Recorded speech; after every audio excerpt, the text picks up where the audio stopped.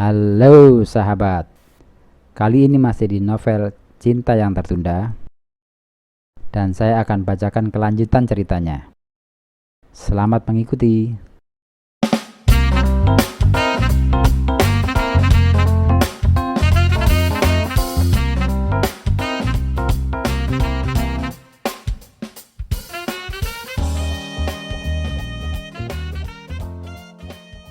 Pagi ini Bu Har sudah diperbolehkan pulang dari perawatannya di rumah sakit setelah 3 hari mengalami tidur panjangnya. Tentu saja ini yang membuat bahagianya kedua kakak beradik itu, Weni dan Rudi. Selama 3 hari mereka secara bergantian menjaga ibunya, melihat setiap detik perkembangan kondisi Bu Har melalui kabel-kabel yang mengirimkan sensor dari tubuhnya ke sebuah monitor. Detak jantungnya, tekanan darahnya, serta selang pernafasan dan tetes demi tetes cairan infus yang memasuki tubuh ibunya yang tak berdaya itu. Weni dan Rudi sudah selesai mengemasi seluruh pakaian dan barang lainnya untuk dibawa pulang. Sambil menunggu ibunya selesai diperiksa dokter, Weni pergi meninggalkan Rudi dan Bu Har untuk mencari sarapan di lantai bawah seberang jalan samping rumah sakit. Keluar dari lift, ia melewati lorong rumah sakit bermaksud untuk menelpon ke rumah Tante Arli, tantanya Herdian yang tinggal di kawasan elit di mana Herdian menginap selama ini, guna menyampaikan kepada Herdian bahwa jam 9 ibunya sudah boleh pulang. Ya halo, Weni siapa ya? Jawab suara di ujung teleponnya. Weni teman Herdian tante, jawab Weni. Weni, aku yakin kamu akan telepon saya. Begini Wen, cepat atau lambat, kamu mesti tahu tentang Herdian yang sebenarnya. Sebaiknya kita ketemuan saja ya Wen. Kapan kamu bisa? Suara di ujung teleponnya. Oh maaf tante, itu Herdian sudah datang. Nanti saya telepon kembali ya, jawab Weni seraya menutup teleponnya dan segera berjalan ke arah parkir karena terlihat mobilnya yang dikendarai Herdian memasuki halaman rumah sakit. Setelah melihat mobil itu diparkir, dengan berlari kecil Weni menuju mobilnya bermaksud menyampaikan berita sukacitanya. Tapi tiba-tiba saja Weni berhenti. Ia mengurungkan niatnya menuju mobilnya. Ia segera berbalik arah dengan agak tergesa menuju rumah makan, membeli sarapan untuk 4 orang. Sambil menunggu makanan selesai dibuat, dalam benak Weni bertanya-tanya tentang maksud Tante Arli untuk mengajaknya ketemuan. Ini kak makanannya, seorang pramusaji menyodorkan pesanannya dan membuyarkan lamunannya. Boleh saya pesan teh panas untuk minum di sini mas? Katanya pada pramusaji. Tiba-tiba saja Weni ingin sendiri. Ia kangen sama Yanuar, tapi juga marah. Kenapa ia tak menemuinya di rumah sakit membesuk ibunya? Sepetak hatinya sudah terlanjur ia kosongkan untuk Yanuar. Banyak yang ia sesalkan kenapa ia harus dengan secepat itu mempercayai Herdian dan memutuskan untuk menerima cincin pertunangannya yang diberikannya 2 hari setelah ia berkenalan dengan laki-laki itu. Aku kok bodoh banget ya, tidak tahu asal-usul Herdian, bagaimana sepak terjangnya. Kenapa aku begitu bodohnya? Batin Weni. Weni membenarkan ucapan Buhar bahwa cincin itu bukan pertunangan sewajarnya, yang direstui kedua belah pihak dari orang tua dan keluarganya, seperti layaknya pertunangan yang terjadi pada masyarakat kita. Itu cara barat yang sudah banyak ditiru oleh remaja kita, dan itu baru sebagai tanda antara dua orang yang sedang jatuh cinta saja, kata Buhar saat itu. Selama ini Weni memang merasakan ada sesuatu yang disembunyikan dari Herdian. Ia teringat kejadian dulu, di mana malam itu Weni dipaksa ikut naik taksi menuju hotel dengan alasan agar Weni membantu Herdian mengepak koper untuk keberangkatannya ke Perancis besok paginya. Beruntung ia bisa melepaskan diri dan pulang naik taksi sendiri karena ia merasa bahwa Herdian mempunyai rencana tidak baik terhadapnya. Setelah itu lama tak ada kabar. Hubungan macam apa ini? Lama-kelamaan Weni meragukan tentang Herdian. Begitu juga Buhar sering sedih memikirkan putri semata wayangnya itu. Benarkah ia kuliah di Prancis? Tak ada yang tahu. Hanya dia dan Tuhan saja yang tahu dia bohong atau enggak. Beberapa kali Buhar menanyakan tentang pacarnya yang tak pernah menampakkan batang hidungnya itu. Bahkan beberapa kali pula Buhar menyarankan untuk melupakan Herdian dan segera membuka hatinya untuk laki-laki lain saja. Tapi setelah lebih dari 9 bulan dan Weni sudah mulai melupakan serta mulai membuka hatinya untuk Yanuar, tiba-tiba saja Herdian datang. Ini yang membuatnya menjadi bingung. Kamu kemana saja selama ini, Her? Tak ada surat, tak ada pula kamu menelponku, tanya Weni saat itu. Tapi apalah daya Weni menghadapi laki-laki berpengalaman seperti Herdian. Dengan rayuannya, Herdian berhasil membuat Weni luluh dan memaafkan. Namun dia mulai menjaga jarak agar tidak hanyut dalam permainan laki-laki itu.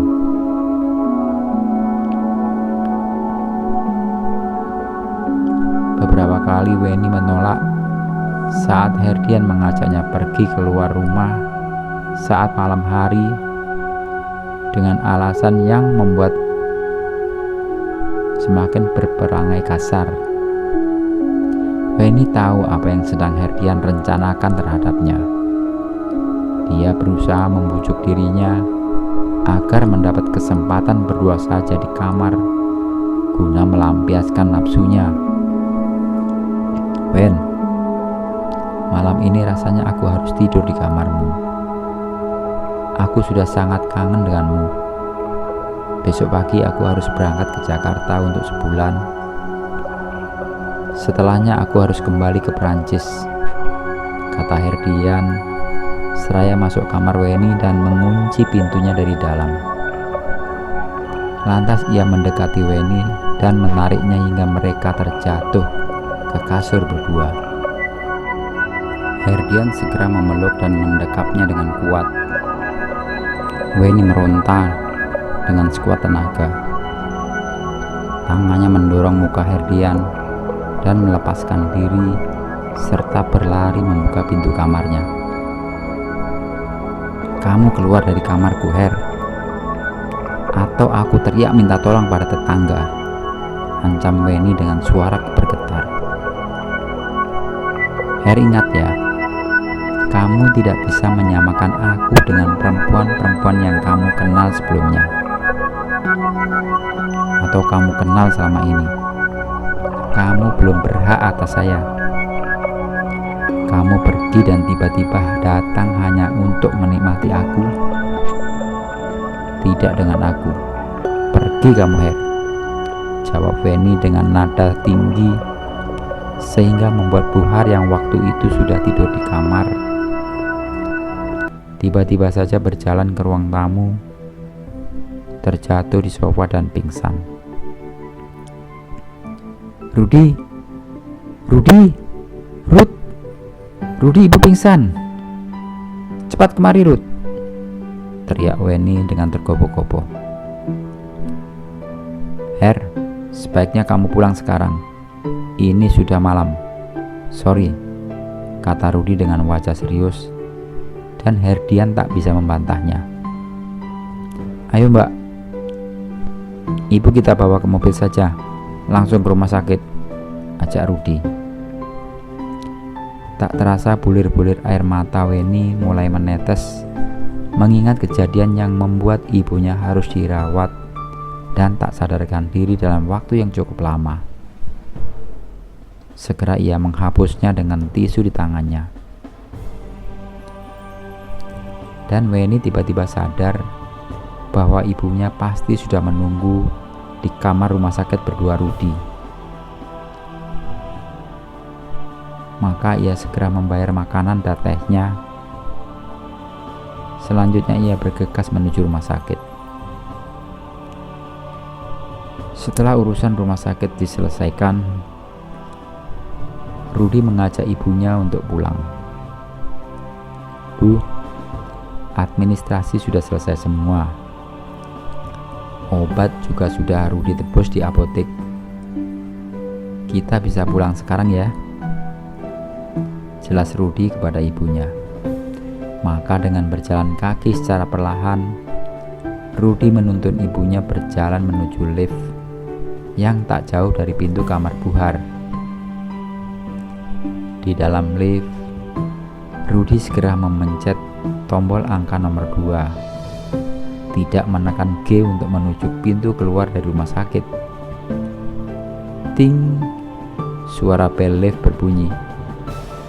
Sampai lantai 2, ia mengajak ibunya keluar pintu lift dan berjalan menuju ke ruang mawar 205 tanpa memberitahukan bahwa itu kamar Yanuar dirawat.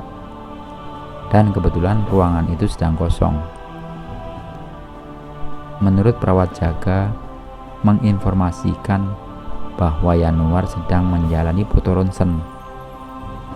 Setelah menaruh barang bawaannya dan mengarahkan ibunya untuk istirahat saja di kasur khusus yang biasa diperuntukkan bagi keluarga yang sedang menunggu pasien, ia pun berpamitan kepada ibunya. Ibu tunggu sini sebentar ya, Rudi jemput Mbak Weni dulu, ujar Rudi kepada ibunya. Rudi, ini kamar siapa? Tanya Buhar, tapi tak mendapatkan jawaban karena Rudi sudah menutup pintu kamar itu dan bergegas menuju lift. Rudi berencana menuju rumah makan tempat Weni membeli makanan. Dan ketika melewati tempat parkir, Rudi melihat mobil Weni sudah terparkir di pojokan berdampingan dengan sebuah city car warna putih. Segeralah ia mendekati mobil kakaknya yang sehari-harinya dipakai Herdian selama Buhar dirawat. Ia mengernyitkan matanya ketika menangkap pemandangan mengagetkan, memalukan di dalam mobil kakaknya.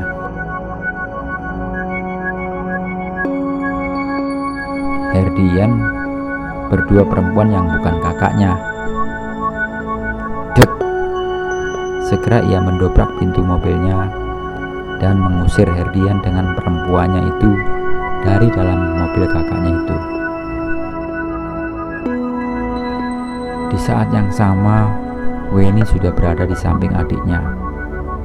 Herdian yang masih di dalam mobil berdua perempuannya segera melepas pelukannya dengan perempuan itu dan merapikan pakaiannya serta tergopoh-gopoh dan keluar dari mobil.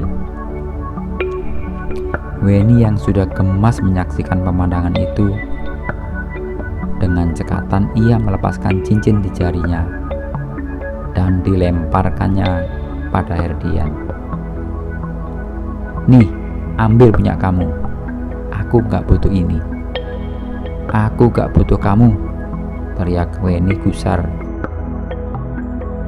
Setelah mengambil cincin yang dilemparkan Weni, Herdian bergegas memasuki mobil putih yang ada di sebelahnya, dan berdua mereka langsung meninggalkan area parkir itu. "Dasar laki-laki tak berguna. Nyah kamu dari kehidupanku," teriak Weni dengan suara lantang. Rudi mengambil kunci mobil kakaknya yang dipakai Herdian dan segera menarik tangan Weni dan berjalan tergesa menuju lorong rumah sakit. "Ayo mbak, lupakan saja laki-laki itu. Kita sudah ditunggu ibu di kamar," ajak Rudi dengan napas terengah penuh amarah. Sesak rasanya dada Weni, tapi ia bersyukur. Ternyata ini jawaban dari pertanyaan yang sedari tadi ditunggunya dari Tante Arli. "Aku sudah menduganya, Ruth. Manusia macam apa dia itu?" kata Weni masih dengan suara gusar. "Ini pengalaman berharga, mbak. Yang terjadi pasti yang terbaik," kata Rudi menerangkan kakaknya. Setelah memasuki ruang lift, Rudi segera menekan tombol angka 2, bukannya tombol angka 3 seperti biasanya. Weni melihatnya tapi dia tidak melakukan protes karena saat ini ia merasa linglung. Ting! Bunyi bel dalam lift saat mereka sampai di lantai 2. Setelah masuk ruangan 205, Weni merasa ada sesuatu yang aneh. Karena ibunya sedang duduk di kasur khusus penunggu pasien, sedang membuka HP. Kamar siapa ini? Sambil matanya menyapu seluruh ruangan, ia bertanya dalam hati, kenapa ibunya ada di sini, bukan di ruangan yang tadi? Weni segera menaruh makanannya di meja, dan ia pun menghempaskan tubuhnya di sofa. Mukanya memerah menahan tangis dan amarahnya. "Mbak, sabar ya," bisik Rudi kepada kakaknya. Rudi memberikan isyarat kepada kakaknya untuk tidak menceritakan kejadian yang baru saja mereka alami kepada ibunya. "Bu, kita makan sekarang apa nanti?" tanya Rudi mendekati ibunya. "Nanti saja lah, Ruth. Gak enak kalau nanti pas kita makan temanmu yang tinggal di sini datang," jawab Buhar. "Sebetulnya ini kamar siapa sih, Ruth? Kok kita ada di sini, sedang yang punya ruangan tidak ada? Gak enak nanti," kata Buhar. "Gak usah khawatir, Bu. Ibu sama Mbak Weni kenal kok sama orang itu." Benar saja. Tak lama kemudian, dengan masih penuh beban, Yanuar didorong masuk oleh perawat dengan kursi rodanya selesai menjalani ronsen. Sahabat, apa yang terjadi selanjutnya? Sampai jumpa di episode berikutnya. Salam sehat. Terima kasih sudah mengikuti ceritanya.